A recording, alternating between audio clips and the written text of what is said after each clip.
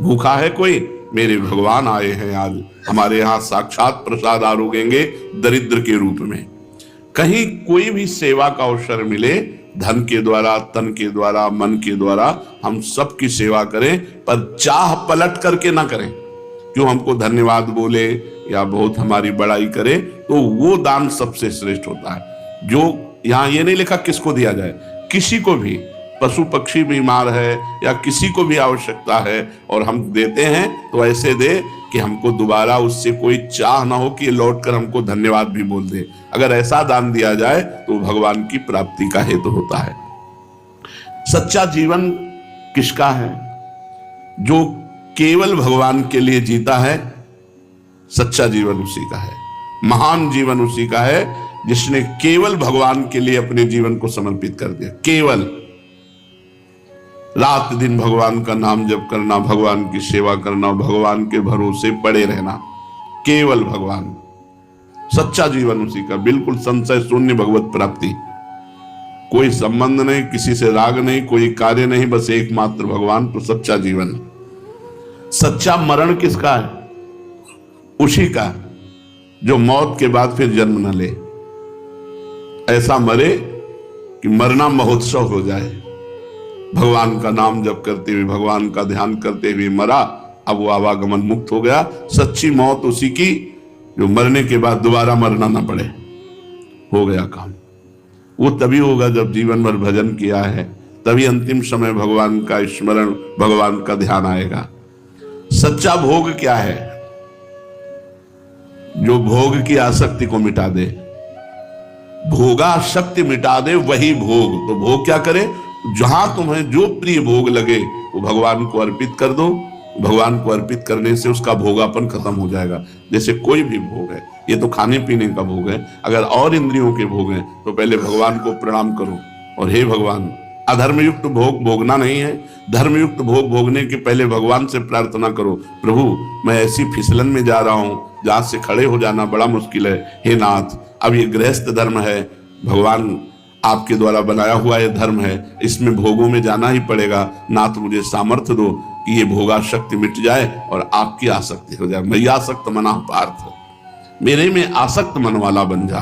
तो प्रभु आप में आसक्त मन वाला तभी बनेंगे जब भोगों से आसक्ति हटे। तो हे नाथ भोगों में तो जाना पड़ेगा क्योंकि गृहस्थ में है, तो हे नाथ मुझे ऐसी सामर्थ्य दो कि भोगाशक्ति ना हो, आप में आसक्ति हो। मैं आसक्त मना पार्थ, जो मेरे में आसक्त मन वाला है।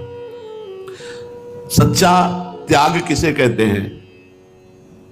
सच्चा त्याग किसे कहते हैं? जिससे त्याग का अभिमान ना आवे, स्मृति भी ना आवे और भगवान की स्मृति में तन्मय रहे, उसे सच्चा त्याग कहते हैं। तो ये त्याग तो किया पर त्याग की स्मृति नहीं गई और त्यागाभिमान अंदर है कि तो मुझे ऐसा वैसा साधु समझता है, मैं जमींदार के घर का हूं, तेरे जैसे नौकर है हमारे यहाँ। तो ये देहाभिमान त्याग नहीं माना गया। कि सच्चा त्याग वही है, त्याग कर त्याग की स्मृति का भी त्याग हो जाए। सच्चा वैराग्य किससे कहते हैं? जो समस्त भोगों की उपस्थिति में प्रभु की प्राप्ति के लिए किसी भी भोग को भोग रूप से स्वीकार ना करे। सिर्फ प्रसाद से हमारा जीवन चलता है, किसी भोग को भोग रूप से स्वीकार न करे प्रभु की प्राप्ति के लिए, उसे वैराग्य कहते हैं। भोगों की उपस्थिति में भी भोगने की इच्छा ना होना सच्चा वैराग्य है। सच्चा विश्वास क्या है? जो भारी से भारी विपत्ति में और विनाश काल में भी भगवान की कृपा का दर्शन करे और भयभीत ना हो। भारी से भारी विपत्ति और विनाश की स्थिति में भी भगवान की कृपा का दर्शन करे और भयभीत ना हो, वही सच्चा विश्वास है भगवान से। सच्चा स्मरण क्या है? जो बिना प्रयास के भगवान का स्मरण चलता है। जरा सा विस्मरण होने पर व्याकुलता आ जाए, उसे सच्चा स्मरण कहते हैं। तद स्मरणेन परम व्याकुलतेति। निरंतर भगवान का स्मरण हो रहा है, थोड़ा भी स्मरण छूटा तो व्याकुलता नहीं, परम व्याकुलतेति, परम व्याकुलता आ जाए। सच्चा भजन क्या है? जो बिना किसी कामना के निरंतर नित्य होता है। नित्य निरंतर भजन हो रहा है, पर कोई कामना नहीं, न स्वर्ग की न मोक्ष की, केवल भजन की कामना। भजन बने, बस रात दिन मैं भजन करूं, यही कामना, अन्य कोई कामना नहीं। भगवान दर्शन दे दे, हमें मोक्ष मिल जाए, कोई कामना नहीं। वही सच्चा भजन है, जो बिल्कुल कोई कामना ना रहते हुए, न लोक की न परलोक की, केवल भजन की कामना। भजन बढ़ता रहे, निरंतर भजन बढ़ता रहे, वही सच्चा भजन है। सच्चा प्रेम क्या है? जो गुण कीर्ति आदि से हीन, गुण कीर्ति आदि से हीन, एकमात्र भगवान को प्रेमास्पद मानकर नित्य निरंतर उन्हीं में चित्त लगाए रहना, यह सच्चा प्रेम है। गुण कीर्ति आदि का अभिमान त्याग कर एकमात्र भगवान को अपना प्रेमी मानकर, प्रीतम मानकर निरंतर चित्त को भगवान में जोड़ना, यह सच्चा प्रेम है। सत्य क्या है? जो त्रिकाल में कभी मिटता नहीं, जिसमें कभी भय और हानि की संभावना नहीं, उसे सत्य कहते हैं, वो है श्री भगवान। सच्चा ज्ञान क्या है? एकमात्र भगवान के सिवा कुछ नहीं है। अनंत ब्रह्मांडों में स्वयं वही ब्रह्मांडपति भगवान अपने को स्त्री पुरुष जड़ चैतन्य अन्य अन्य रूपों में, सब रूपों में भगवान ही है। ये ज्ञान हो जाना सच्चा ज्ञान है। ये अंदर अनुभव में आ जाना, भगवान के सिवा किंचिन मात्र कुछ नहीं है, ये सच्चा ज्ञान है। सच्चा योग क्या है? जो नित्य सच्चिदानंद रूप भगवान से अखंड संयोग करवा दे, उसे योग कहते हैं। वो स्मृति से ही होता है। तेषाम सतत युक्ता नाम भजताम प्रीति पूर्वकम ददामि बुद्धि योगम तम येन माम उपयांते। जो निरंतर भगवान का भजन करता है तो बुद्धि भगवान से युक्त हो जाती है। जहां बुद्धि भगवान से युक्त हुई तो अखंड संबंध का बोध हो जाता है। हर समय भगवान की शरण में, हर समय एक अपूर्व आनंद, नित्य नव नव आनंद, यही है योग। चित्त वृत्ति का संसार से रुक जाना और भगवान में अवरुद्ध हो जाना, भगवान में ही डूब जाना, भगवान में फंस जाना। एक एक वृत्ति भगवान में फंस गई, इसी का नाम योग है। नित्य निरंतर संपूर्ण चित्त वृत्तियों का प्रवाह भगवान की ओर अखंड जाए, इसी का नाम योग है। हित क्या है? प्रेम। जो सर्वहित में भगवान से मिला दे, उसी का नाम हित है। तो हित की यहां उपासना, हित के हैं हम दास, हित विशेष राखत रहो, चित नित हित की आस। हमारी प्रेम की उपासना है, हम प्रेम दास हैं और हमारी प्रेम की ही निरंतर चाह है, प्रभु का प्रेम हमारे हृदय में जागृत हो जाए। कल्याण किसे कहते हैं? जो समस्त अमंगलों को मिटाकर एक छत्र प्रभु की स्थिति प्रदान कर दे, उसे कल्याण कहते हैं। समस्त अमंगलों को मिटाकर मंगल भवन भगवान में हर समय स्थिति बनी रहती है, इसका नाम कल्याण है। रस क्या है? जो हमारे हृदय में विषयों के रस, नाना प्रकार के भोगों के रस की वृत्ति को मिटाकर नित्य सच्चिदानंद एक रस में डुबो दे, उसे रस कहते हैं। रसो वैशाह, वो रसो वैशाह परमात्मा है। वो कैसा है? वो एक रस है। जो रहे सदा ज्ञान एक रस, तो ईश्वर जीव भेद कहो कश। यदि एक रस स्थिति आ गई तो जीव नहीं, वो ब्रह्म हो गया, वो भगवान का स्वरूप हो गया। जो समस्त रसों के स्वादों को मिटाकर एकमात्र अखंड रस परमात्मा के रस की प्राप्ति करा दे, वो रस मार्ग है, वही रस मार्ग है। सच्चा कर्म क्या है? वही जो भगवान के कल्याणमय मार्ग को पुष्ट कर दे, भगवत प्राप्ति करा दे। सच्चा कर्म वही है जो भगवान को अर्पित किया जाए और उसके परिणाम स्वरूप में भगवत प्राप्ति हो। सच्चा धर्म क्या है? भागवत धर्म, भगवान के चरणों की शुद्ध शरणागति, मिलावट नहीं, व्यभिचार प्रवृत्ति नहीं, शुद्ध शरणागति, यही सबसे बड़ा धर्म है। धर्मम भजस्व सततम त्यज लोक धर्मान। सदैव धर्म का भजन करो, गोकर्ण जी कह रहे हैं। तो बोले कौन से धर्म का? बोले त्यज लोक धर्मान, लोक धर्मों का त्याग करके भागवत धर्म का। बोले इसकी प्राप्ति कैसे होती है? लोक धर्म के त्याग करके भागवत धर्म की स्थिति हो जाए, ऐसा कैसे हो सकता है? तो बोले सेवन सदा साधु पुरुषन, सदा संत पुरुषों का सेवन करना चाहिए, संग करना चाहिए। सावधानी जहि काम तृष्णाम, भोगे हुए विषय का नाम तृष्णा और सुने हुए विषयों के भोगने की इच्छा का नाम कामना। कामना और तृष्णा का त्याग करके अन्यस्य दोष गुण चिंतन मासु मुक्त्वा, दूसरों के गुण दोषों के चिंतन का त्याग करके अगर संत सेवा करे तो उसे भागवत धर्म की प्राप्ति हो जाएगी। और भागवत धर्म जिसे प्राप्त हो जाता है उसकी स्थिति क्या होती है?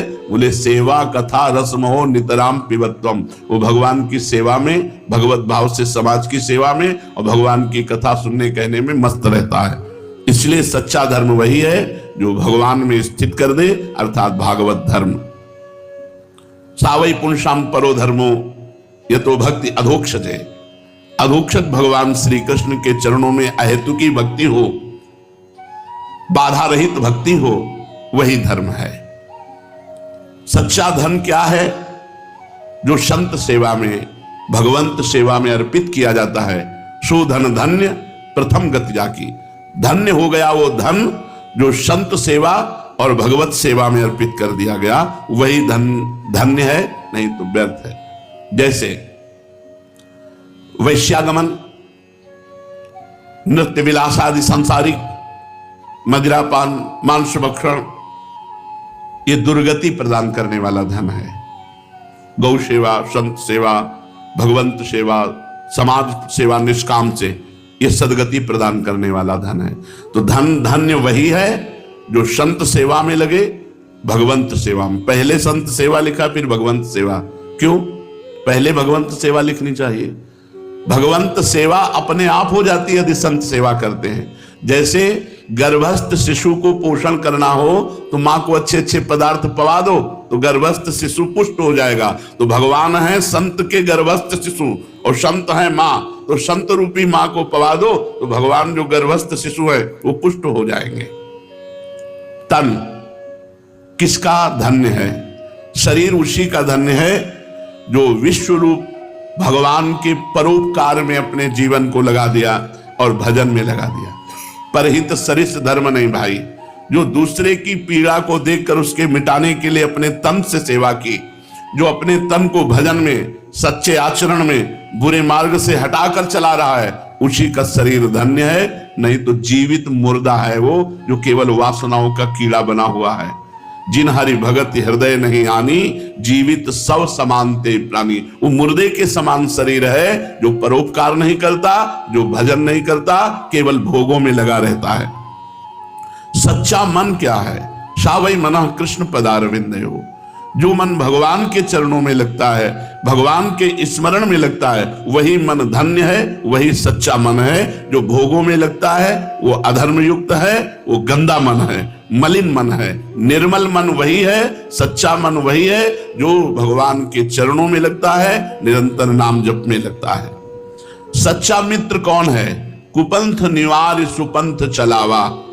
जो गंदे मार्ग से हटाकर हमें सच्चे मार्ग में चलावे, वही हमारा दोस्त है। सच्चे दोस्त हैं हमारे शास्त्र, हमारे संत जन, गुरुजन, यही सच्चे हमारे मित्र हैं जो कुपंथ से हटाकर सुपंथ में चलाते हैं। यहाँ फ्रेंड बनाते हैं, बॉयफ्रेंड, गर्लफ्रेंड, और गंदे आचरण करते हैं और गंदे मार्ग में एक दूसरे को घसीटते हैं। ये फ्रेंड नहीं, ये दुश्मन है।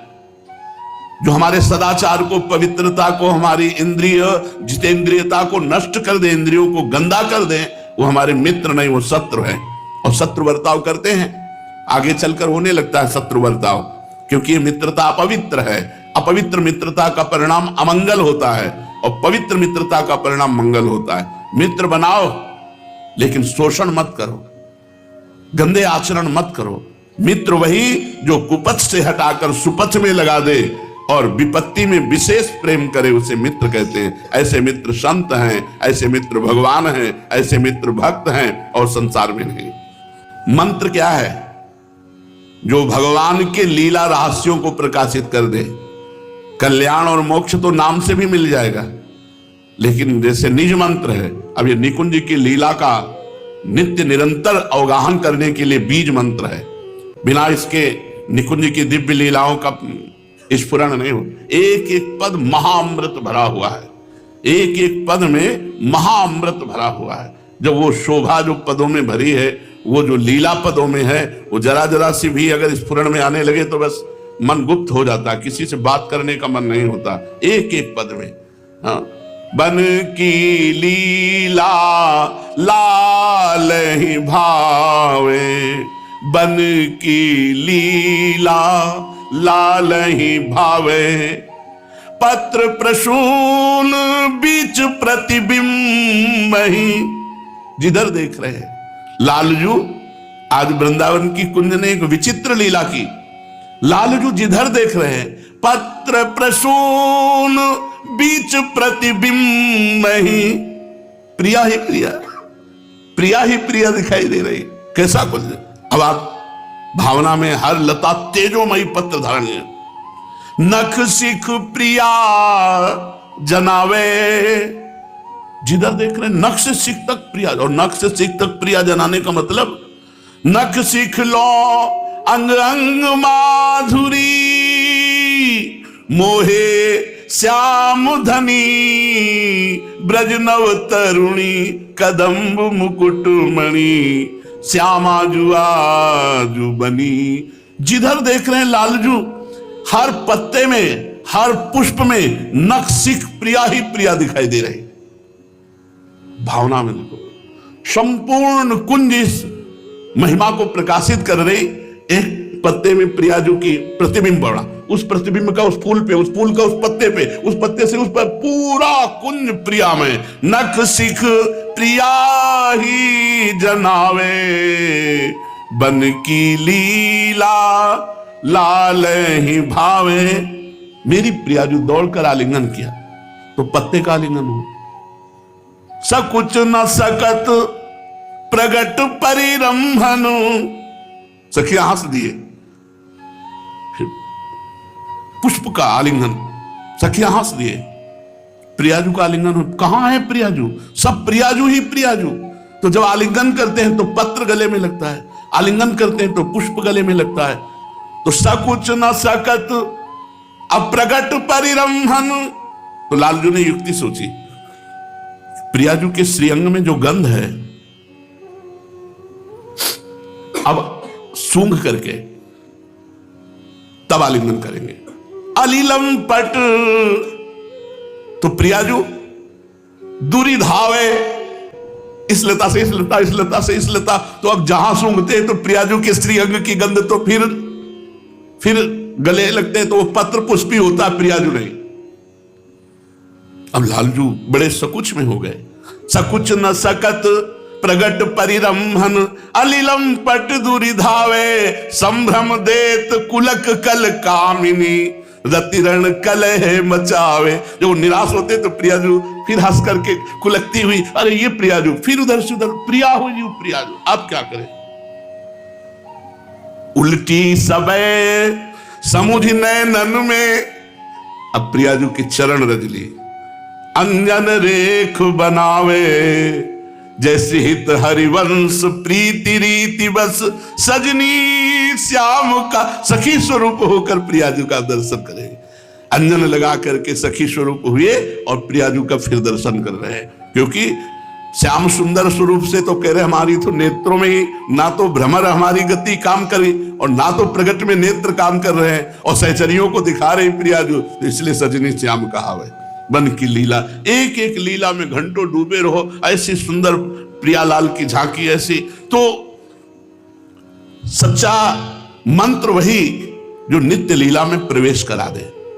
अब आपके पास पारस मणि रखी है और लोहे में न छुआओ, कह दो सोना नहीं बन पा रहा, उसको स्पर्श कराओ। ऐसे आपको जो मंत्र मिले हुए हैं ये महातेजस्वी है, जो तेजो रूप निकुंज को भी भेद करके अंदर पहुंचा दे। अब उस मंत्र का हर समय ऐसे चल रहा है, मंत्र को सुनो। अगर अंदर हृदय से नहीं चल रहा तो उपांशु चलाओ, बहुत जरूरी है। मंत्र के बिना नित्य लीला में प्रवेश नहीं होता। मंत्र का बड़ा प्रभाव होता है। जब क्लीम मंत्र का उच्चारण किया भगवान श्री कृष्ण ने बंसी से, तो आज की बंसी केवल गोपियों को सुनाई दी और किसी को सुनाई ही नहीं दी। न एक बछड़ा आया, न एक गैया आई, न एक ग्वाल आया, केवल गोपी आई, केवल गोपी। क्योंकि ये बीज मंत्र कांता भाव को प्रकाशित करता है। तो कांता भाव वाली जितनी गोपियां थी वो सब भगवान श्री कृष्ण के पास आई। ब्रज में तो सब कोई था, जब बंसी बजती है तो सबको सुनाई देती है, लेकिन ये बंसी किसी को नहीं सुनाई दी। ये बंसी केवल गोपियों को सुनाई दी। नवा खग, नवा मृग, नवा पशु, नवा पक्षी, नवा सखा, नवा ग्वाल बाल, नवा और कोई आया, केवल ब्रज गोपी आई। ऐसे ही जो निज मंत्र है, ये केवल निज मंत्र पहुंचाता है निकुंज में।